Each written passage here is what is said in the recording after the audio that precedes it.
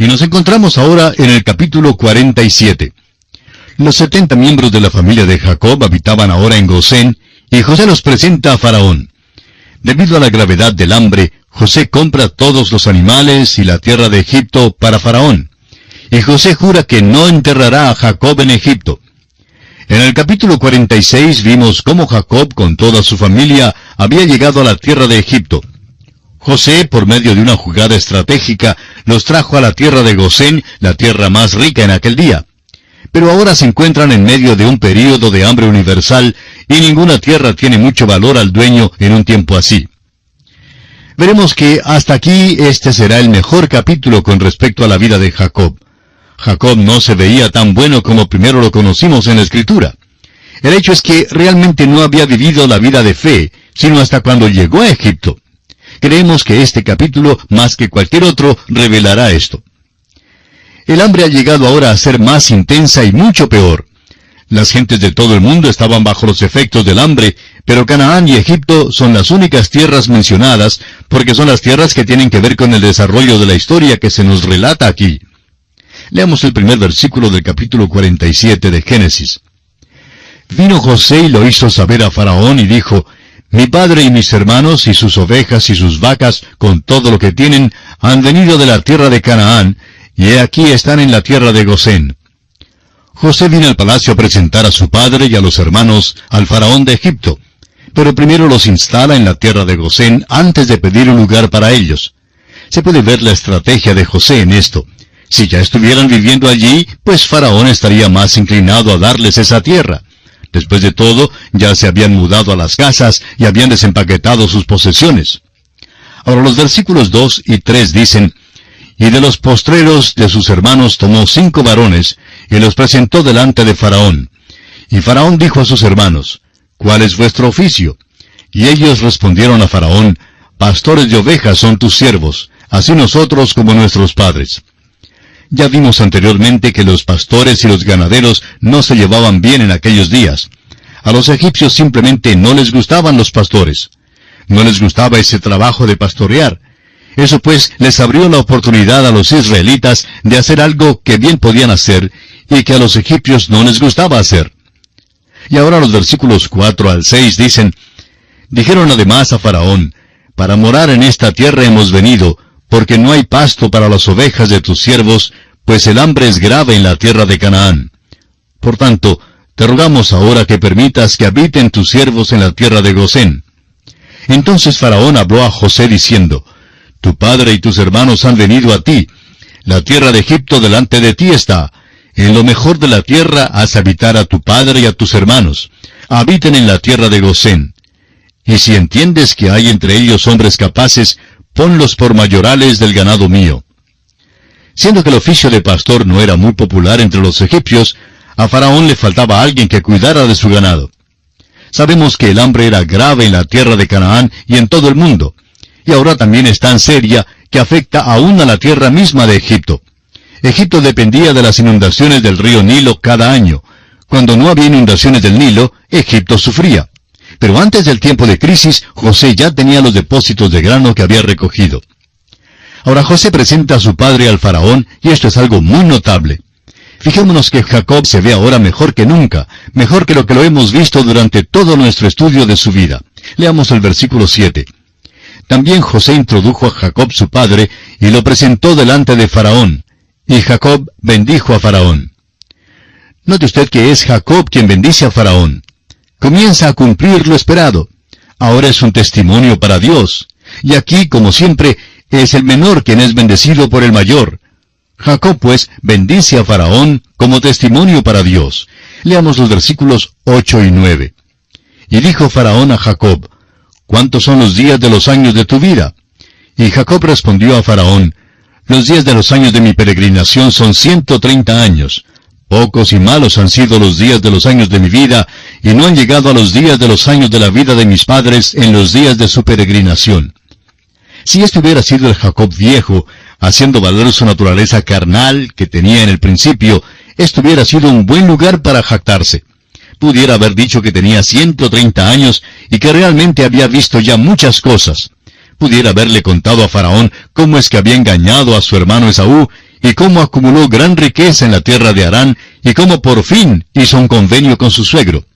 Luego pudiera haber dicho algo sobre su encuentro con Esaú, pudiera haberle contado muchísimo acerca de sus 12 hijos. Pero note usted cómo ha cambiado este hombre Jacob. Dice que tiene 130 años y que su vida realmente no tiene nada de qué se pueda jactar. Pocos y malos han sido los días de mi vida, dice. No se jacta de haber engañado a su padre. En lugar de eso, dice que no se iguala a sus padres. Él dice, no han llegado a los días de los años de mis padres en los días de su peregrinación. ¿No cree usted, amigo oyente, que este hombre ha cambiado? Realmente no suena como el Jacob de los años pasados, ¿verdad que no? Ahora da a Dios la gloria por su vida y no se jacta de que haya logrado grandes cosas. Ahora el versículo 10 dice, y Jacob bendijo a Faraón y salió de la presencia de Faraón. Francamente creemos que Jacob ha llegado a un punto de alta estatura espiritual en su vida. Reconoce que es un pecador. No trata de crear una buena impresión ante Faraón. No tiene nada de qué jactarse. Reconoce que ha sido salvado por la gracia de Dios.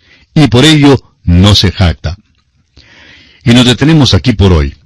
Continuaremos nuestra consideración de este capítulo 47 en nuestro próximo programa. Le sugerimos mientras tanto leer el resto de este capítulo 47 de Génesis para estar mejor preparado para nuestro próximo estudio. Gracias por su atención de hoy y será hasta nuestro próximo programa. Que el Señor le bendiga, es nuestra ferviente oración. Continuamos hoy nuestro recorrido por el libro de Génesis. En nuestro programa anterior nos detuvimos en el versículo 10 de este capítulo 47, donde dice, y Jacob bendijo a Faraón, y salió de la presencia de Faraón. Dijimos que Jacob había llegado a un punto de alta estatura espiritual en su vida. Reconoce que es un pecador y no trata de crear una buena impresión ante Faraón. No tiene nada de qué jactarse. En cambio, reconoce que ha sido salvado por la gracia de Dios. Tenemos hoy día tantos creyentes en Cristo que se jactan de sus logros. A veces en nuestros círculos procuramos aplaudir a algunos hombres porque lo han hecho. Hablamos de cuán grandes son ellos. Bueno, si todos dijéramos verdad, diríamos que somos simplemente una manada de pecadores y no tenemos de qué jactarnos, a menos que sea de nuestro maravilloso Salvador. Por años ha sido bondadoso y paciente para con nosotros. Amigo oyente, es de Él de quien debemos jactarnos. Tenemos un Salvador que murió por nosotros. No podemos decir que somos superiores a nuestros padres. Una vez un profesor dijo que sentía mucha vergüenza con respecto a su padre. Cuando primero estaba en la universidad, su padre visitaba esa universidad para hablar porque era predicador y profesor en Biblia. Dijo que tenía tanta vergüenza que ni aún asistía a la reunión donde hablaba su padre. Creemos que casi todos los jóvenes y señoritas pasan por períodos similares en su vida.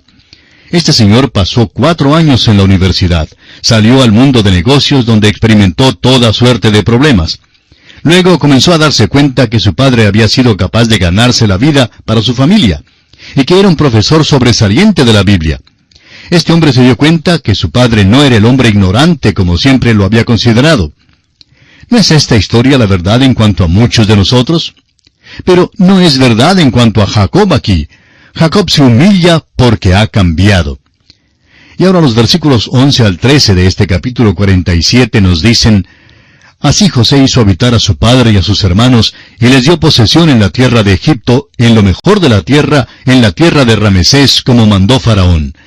Y alimentaba José a su padre y a sus hermanos, y a toda la casa de su padre, con pan, según el número de los hijos. No había pan en toda la tierra, y el hambre era muy grave, por lo que desfalleció de hambre la tierra de Egipto y la tierra de Canaán. 2 tierras que sufren de hambre se mencionan aquí porque son 2 tierras que tienen que ver con nuestra historia. Ambas sufren. Si Jacob se hubiera quedado en Canaán con la familia, hubiera perecido también de hambre. El grano se había depositado en la tierra de Egipto, pero no estaba produciendo más grano. Evidentemente el hambre se había extendido por toda África, porque el río Nilo no tenía agua suficiente para la inundación, lo cual era tan necesario para Egipto. Ahora leamos el versículo 14. Y recogió José todo el dinero que había en la tierra de Egipto y en la tierra de Canaán, por los alimentos que de él compraban, y metió José el dinero en casa de Faraón. Llegamos ahora a algo por lo cual a José se le ha criticado. Hay personas que dicen que se aprovechó de la pobreza cuando compró la tierra. Leamos ahora desde el versículo 15 hasta el 20. Acabado el dinero de la tierra de Egipto y de la tierra de Canaán, vino todo Egipto a José, diciendo, «Danos pan. ¿Por qué moriremos delante de ti por haberse acabado el dinero?» Y José dijo, «Dad vuestros ganados, y yo os daré por vuestros ganados si se ha acabado el dinero». Y ellos trajeron sus ganados a José, y José les dio alimentos por caballos, y por el ganado de las ovejas, y por el ganado de las vacas, y por asnos, y les sustentó de pan por todos sus ganados aquel año. Acabado aquel año, vinieron a él el segundo año y le dijeron, «No encubrimos a nuestro señor que el dinero ciertamente se ha acabado. También el ganado es ya de nuestro señor. Nada ha quedado delante de nuestro señor, sino nuestros cuerpos y nuestra tierra.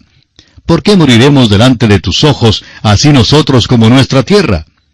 Cómpranos a nosotros y a nuestra tierra por pan, y seremos nosotros y nuestra tierra siervos de Faraón.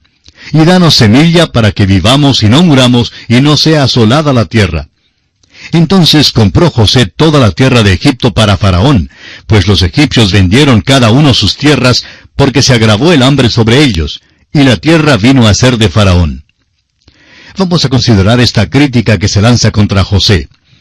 En primer lugar, él es el agente de Faraón, y no compró nada para sí mismo. Sus compras no le ayudaron en nada, no lo enriquecieron en ninguna manera. No fue deshonesto en ningún sentido de la palabra, no ganó personalmente por causa del hambre. Creemos que es simplemente la ley de la oferta y la demanda. Cuando es escasa cualquier comodidad, los hombres pagan un precio generoso para comprarla. Estamos seguros que José compró la tierra a un buen precio cuando la compró para Faraón, pero que era cuestión de la oferta y la demanda. En realidad, puso a las personas en una situación de poder seguir viviendo al suplirles comida. Creemos que José, pues, quedó entre los límites de la ley de la oferta y la demanda.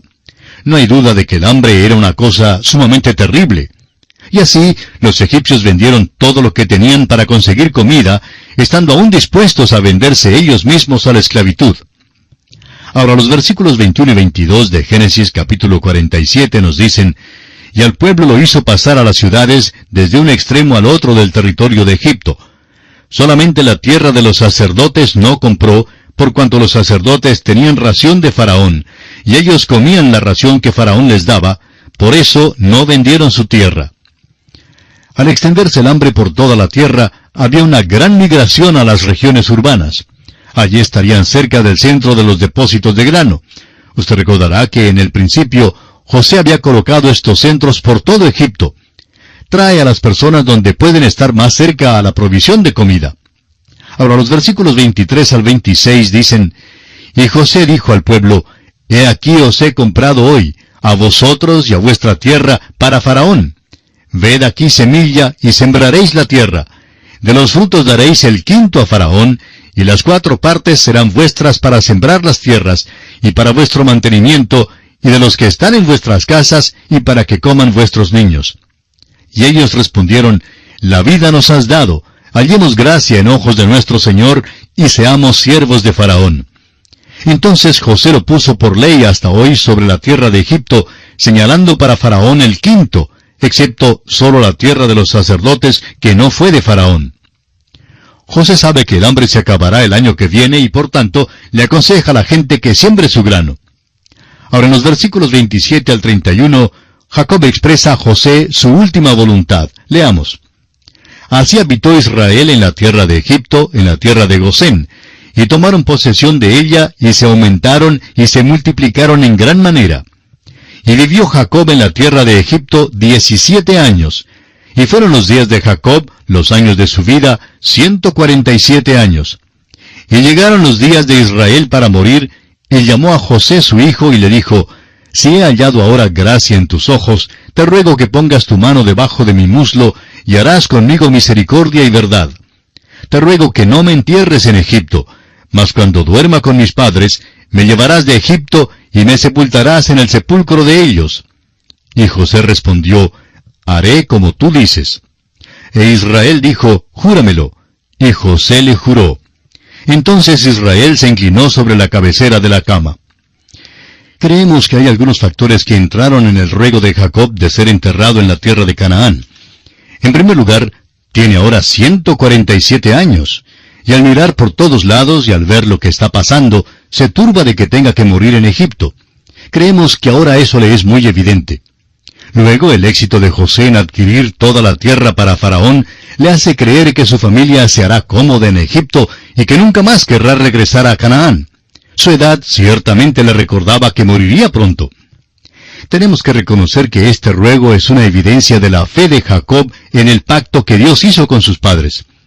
Debemos anotar esto porque se presentará varias veces al recorrer nosotros la Biblia.